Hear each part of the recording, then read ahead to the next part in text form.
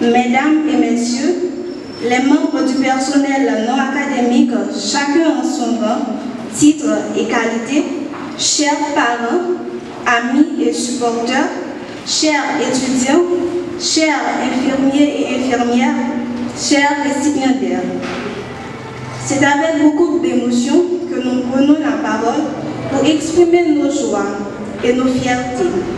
Dans un contexte très délétère qui laisse tout présager des mauvais augures. Celui de parents, d'étudiants, de professeurs, d'investisseurs et autorités académiques en éducation comme l'un des moyens de salut individuel et collectif de notre société et de notre nation.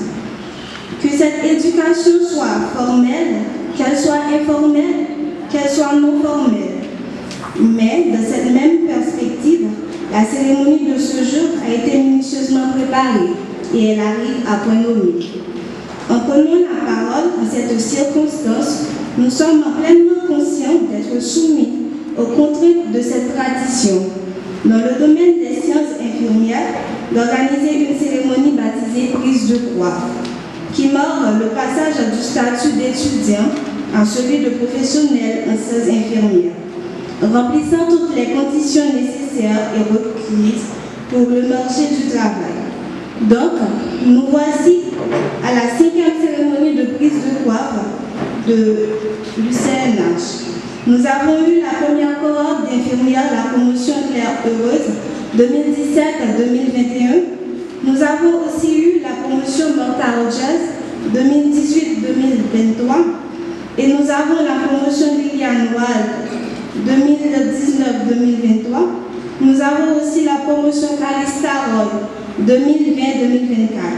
Et aujourd'hui, nous avons cette belle récipiendaire, la promotion Virginia Anderson. Ainsi, la promotion Anderson se joigne aux membres du décanat pour vous dire la plus cordiale des bienvenues. Sans plus tarder, nous allons introduire le programme du jour avec le numéro 18 français du livre des Chants d'Espérance. Je l'ai trouvé, je l'ai trouvé.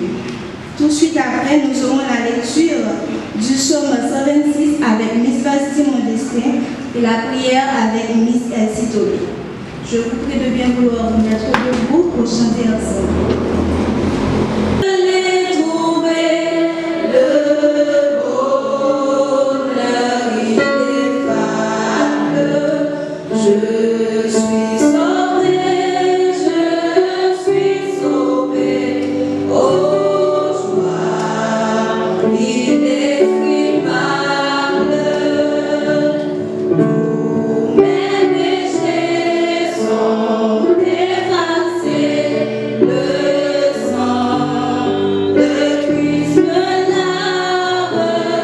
Les jours des larmes sont passés.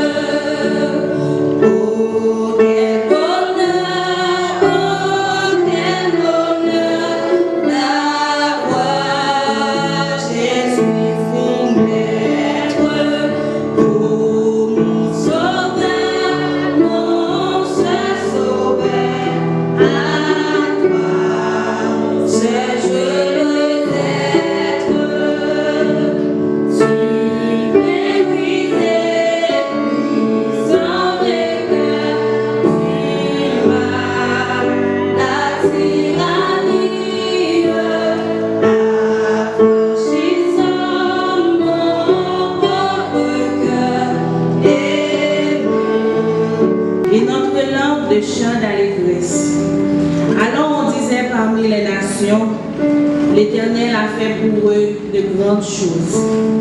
L'Éternel a fait pour nous de grandes choses, nous sommes dans la joie. Éternel, ramène nos captifs comme des ruisseaux dans le midi. Ceux qui sèment avec l'âme moissonneront avec chant d'allégresse. Celui qui marche en pleurant quand il porte la semence revient avec allégresse quand il porte ce gîte. Parole du Seigneur. Sa bénédiction, Seigneur, sur tout ce que nous allons faire en cette journée spéciale pour nos étudiants de la promotion Virginia Anderson. Nous demandons, Seigneur, de les couvrir de ta grâce, de les aider, Seigneur, dans cette voie qu'ils ont choisie, que tu sois leur guide, leur appui, leur secours. Parce que nous savons, Seigneur, ce chemin-là est toujours rocailleux, il comporte toujours des difficultés. Il n'y aura pas de jour spécial comme cette journée, mais il y aura encore des jours de difficultés, des jours de tristesse, des jours de pleurs. Mais puisque, Seigneur, tu es avec eux, ils auront, Seigneur, la satisfaction, Seigneur, d'avoir travaillé et d'avoir été guidés et conduits par toi. Merci, Seigneur, pour toutes les personnes rassemblées en ce lieu. D'ailleurs, nous envoyer une double portion de ton Saint-Esprit. Que tout soit fait pour ta gloire et pour ton honneur. Bénis chaque personne, Seigneur, qui aura à prendre la parole en ton nom, qui aura aussi à prodiguer des conseils. Bénis les parents, les étudiants, Seigneur, les professeurs, et les membres du décanat, tous qui sont là ce matin pour les accompagner à cette étape si importante de leur vie professionnelle. Que tu sois avec nous, que tu sois au milieu de nous et à la fin, Seigneur, cette journée, nous puissions dire avec satisfaction, cette journée a été réellement faite par toi et a été pour nous un sujet d'allégresse et de joie. Bénis-nous abondamment, garde-nous, guide-nous, dirige-nous, nous t'en prions au nom de ton Fils Jésus qui vit et qui règne au siècle des siècles. Amen. Les soins infirmiers consistent principalement à assister l'individu au bien-être portant, de l'accomplissement des actes qui contribuent au maintien de la santé ou jusqu'à la mort paisible. Il accomplira par lui-même s'il avait assez de force, de volonté ou de savoir. C'est probablement la contribution spécifique de l'infirmière de pouvoir donner cette assistance de manière à permettre à celui qui la reçoit d'agir sans recours à l'extérieur, aussi rapidement que possible. Ainsi, les principaux fondamentaux des soins infirmiers ont été élaborés d'après Virginia Anderson. Un besoin ne peut être atteint que si les besoins précédents sont déjà satisfaits, d'où la mise en place de ces 14 besoins. Cette vision se porta sur les 14 besoins humains, qui est un guide pour le soignant. La grille de ces 14 besoins a été utilisée pour établir l'anamnèse d'un recueil de données d'infirmières. Lorsqu'elle est demandeuse de soins, notamment des soins infirmiers, Virginia Anderson a pu attirer l'attention sur ces 14 besoins, à savoir, nous avons les besoins de respirer, besoin de boire et de manger, besoin d'éliminer, besoin de se mouvoir et de maintenir une bonne position, besoin de dormir et de se reposer, besoin de se vertir et de se divertir, besoin de maintenir la température du corps dans les limites de la normale, besoin d'être propre et de protéger ses tégument, besoin d'éviter les dangers, besoin de communiquer, besoin de pratiquer sa religion et d'agir selon ses croyances, besoin de s'occuper et de se réaliser, besoin de se créer et pour finir, le besoin d'apprendre. Suite aux 14 besoins que nous venons de mentionner, le besoin de se créer, de détendre l'atmosphère. Sur ce, nous invitons le maestro Samson Exan à nous jouer un morceau spécial, s'il vous plaît.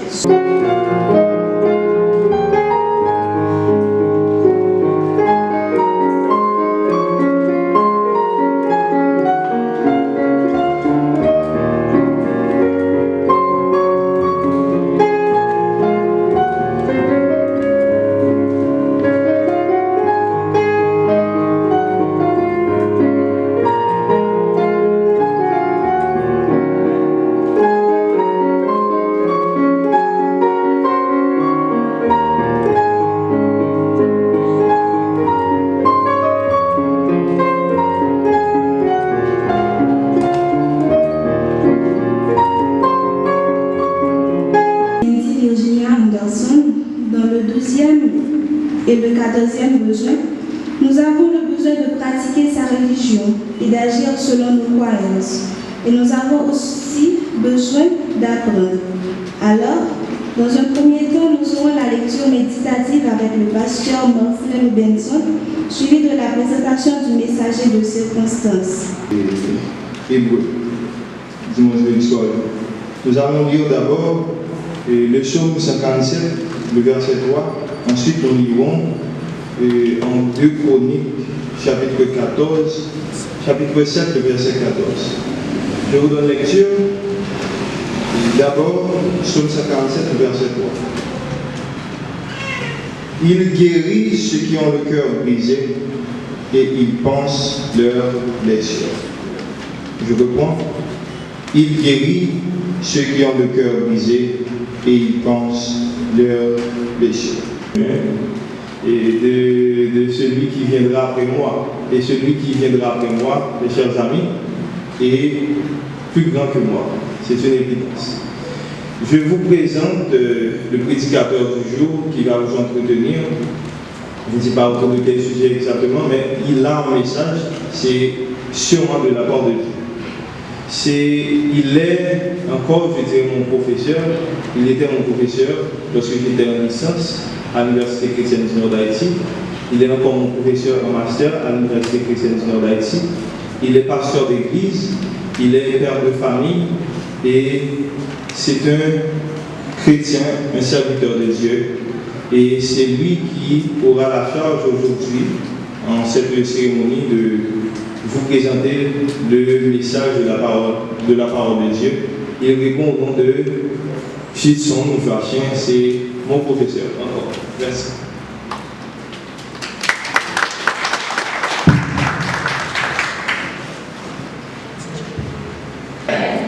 J'adresse mes plus sincères remerciements à Dieu qui me laisse parler aujourd'hui en son nom.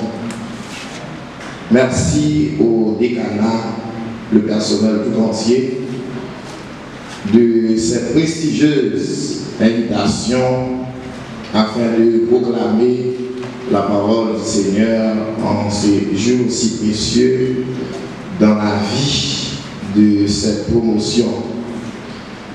Et félicitations aussi à cette cohorte d'avoir travaillé si dur pour aujourd'hui recevoir sa coiffe. Oui, bravo.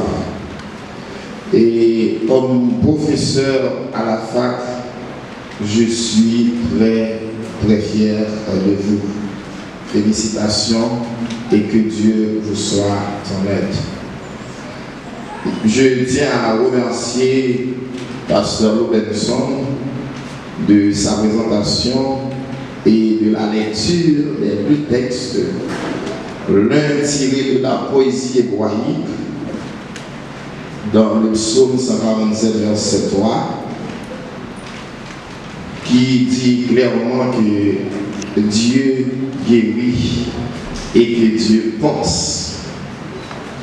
C'est deux beaux verbes d'action pour montrer la puissance de Dieu utilisée par le psalmiste. Guérir et penser. Et ici, penser, c'est sur ER et non PEN. C'est un texte qui, par une figure de style, nous enseigne dans la circonstance que, comme Virginia Anderson le suggérerait dans l'un des 14 besoins fondamentaux, selon elle, et surtout dans la première tranche, dans des textes on dit que c'est le 4e besoin, et dans d'autres, c'est le 12e des 14 besoins. Virginia expliquait que chaque infirmière ou pas, et les infirmières aussi, chacun a le droit de croire, d'avoir sa religion. Et félicitations à l'équipe d'avoir pensé à l'enseignement de la parole de Dieu en la circonstance, et surtout selon cette croyance. Félicitations à la promotion d'avoir accepté le conseil de Virginia. Chers tous, chères toutes, croyez que Dieu peut et veut nous guérir de nos maux. Voici ce qu'il a dit dans les livres historiques vétérotestamentaires. Si mon peuple, comme Pasteur Robinson l'a si bien lu, si mon peuple, sur qui est invoqué mon nom, s'humilie, prie et cherche ma face, etc. Mais ce qui m'attire l'attention dans ce texte, c'est que, encore une fois, Dieu promet la guérison.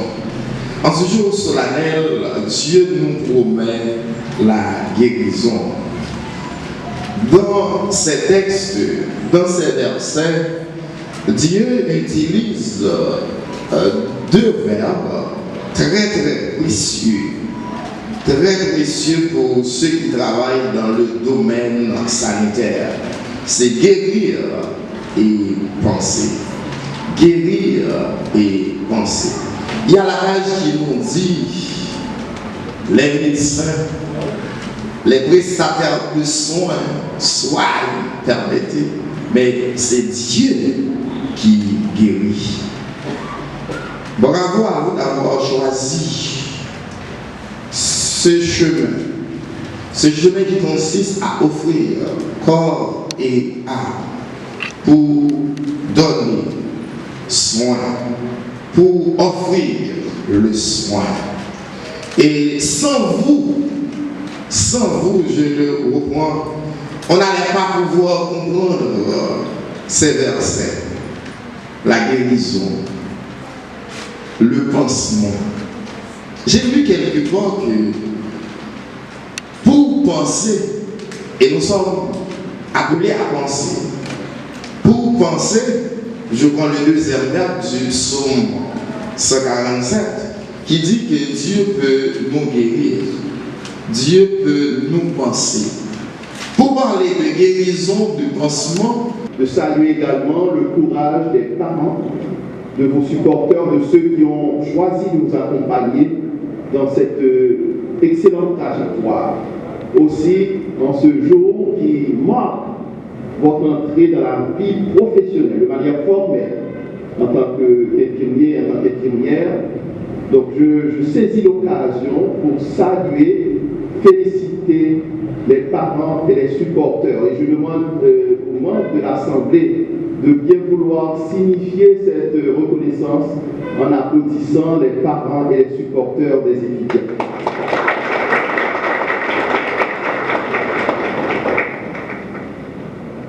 Je m'enorgueillis du fait que j'étais parmi ceux qui ont conçu ce nouveau programme à l'Université chrétienne de Nord d'Haïti. Nous avions passé plusieurs années à réfléchir sur un nouveau programme de licence, éventuellement en deuxième cycle et même après, en troisième cycle, en sciences infirmières. Et lors de ces discussions, une chose qui était importante pour l'Université chrétienne du Nord d'Haïti, c'est que nous n'étions pas intéressés à avoir un autre programme des sciences infirmières. C'était pas ce qui était important pour nous, en accord avec la mission qui nous est donnée, c'est que nous formions des jeunes, des professionnels qui soient différents, qui fassent une différence dans les lieux de travail, surtout dans les lieux de soins de santé. L'une des remarques les plus douloureuses qui soit donnée à quelqu'un, c'est quand on dit qu'en Haïti, on ne prend pas soin des gens à l'hôpital. C'est souvent que vous entendez des anecdotes relatant le fait qu'on traite. Donc nous avons voulu, dès les premiers moments, en accord avec la mission de l'université, former des jeunes qui incarnent l'excellence. Ce n'est pas nécessaire de faire, il faut bien faire. Il faut que l'excellence puisse être touchée du doigt quand vous approchez le patient. L'excellence est quelque part garantie avec le personnel administratif, le personnel enseignant de grand calibre que vous avez et le soin que nous prenons pour que c'est une éducation de qualité. Mis à part ce niveau d'excellence qui nous est très cher à l'université, nous aimons aussi que vous incarniez l'excellence en étant des gens comme le recommandent les Saintes Écritures, des professionnels bienveillants, des professionnels qui approchent les autres avec amour, avec humilité, avec douceur, avec patience. Nous parlons souvent que dans le cadre de l'Université chrétienne du Nord d'Haïti, ce qui est important, c'est que Dieu est au centre de tout. Faudrait-il vous rappeler, professionnels de la santé, que s'il y a quelque chose qui pourrait caractériser notre Dieu, c'est que notre Dieu, c'est le Dieu de la vie. Et la vie que Dieu communique, il la communique en abondance.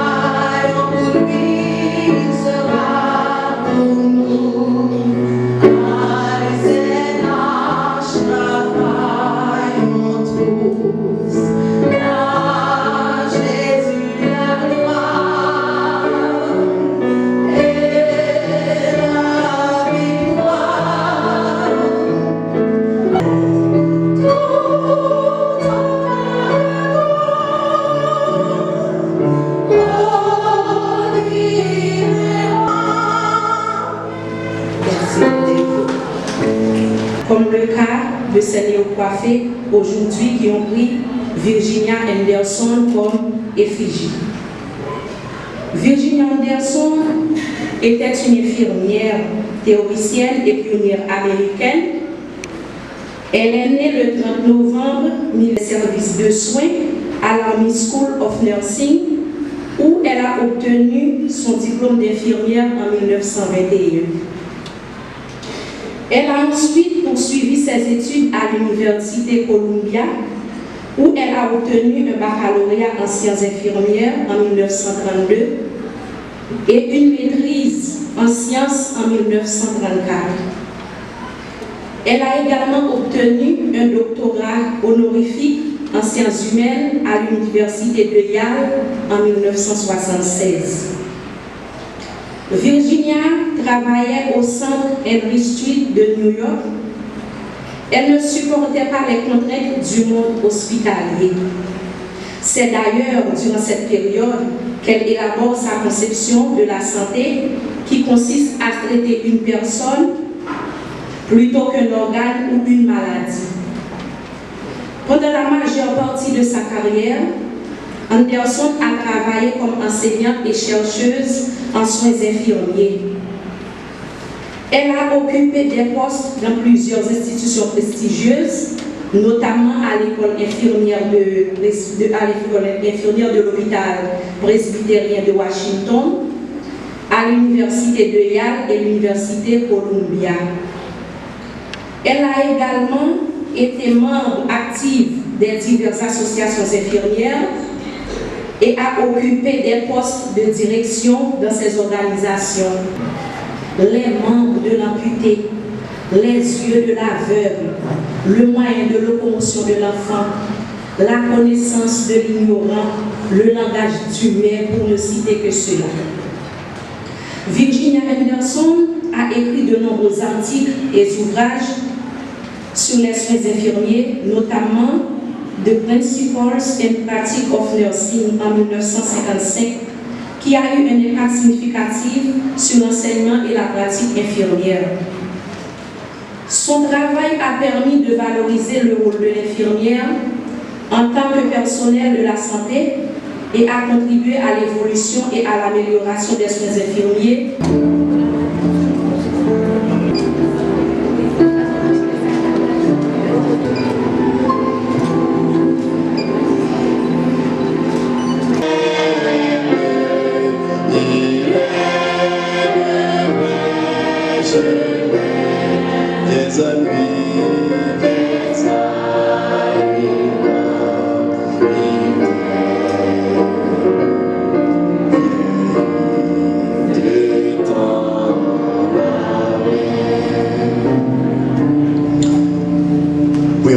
leur vie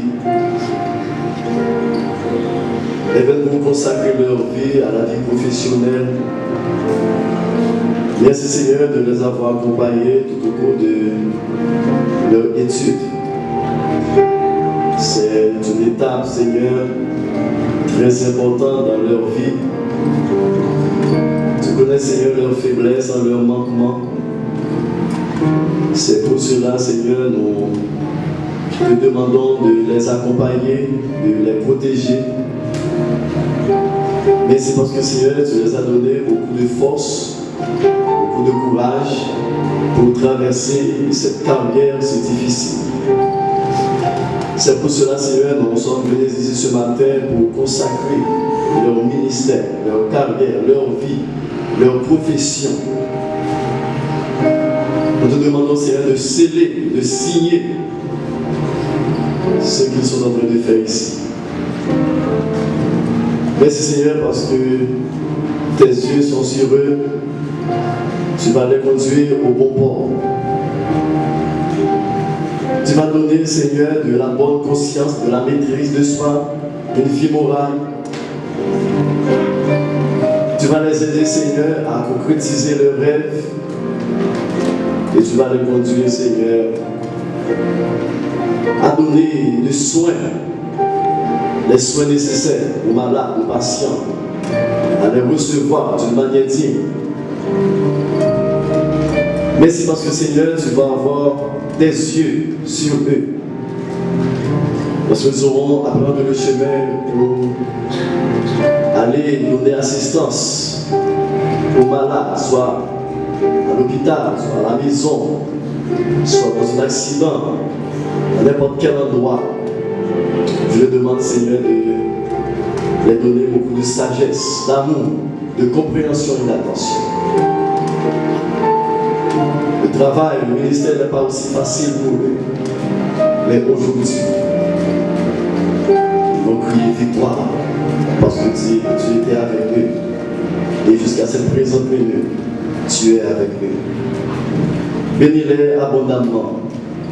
Et trace devant eux le chemin du succès, le chemin de la réussite, le chemin qui va leur permettre de crier haut et fort victoire à tous les points de vue. Merci pour l'amour que tu vas faire manifester en eux pour bien recevoir, bien accueillir les malades, comme ils viennent d'entendre dans la prédication de ce matin. Et comme ils viennent d'entendre, Seigneur, dans les belles paroles prononcées par le recteur, et comme il...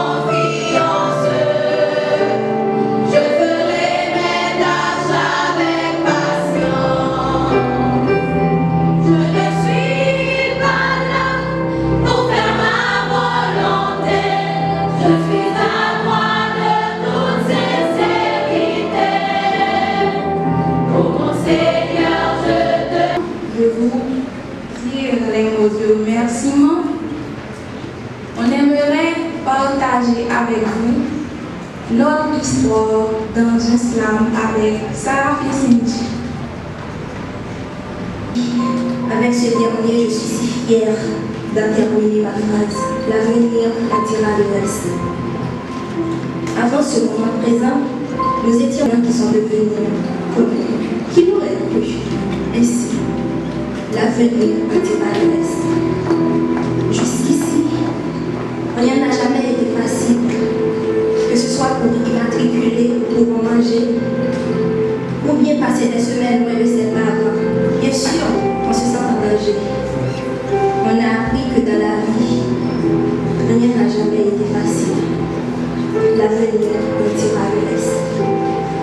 Et maintenant, on a compris qu'il n'y a plus de marche en arrière.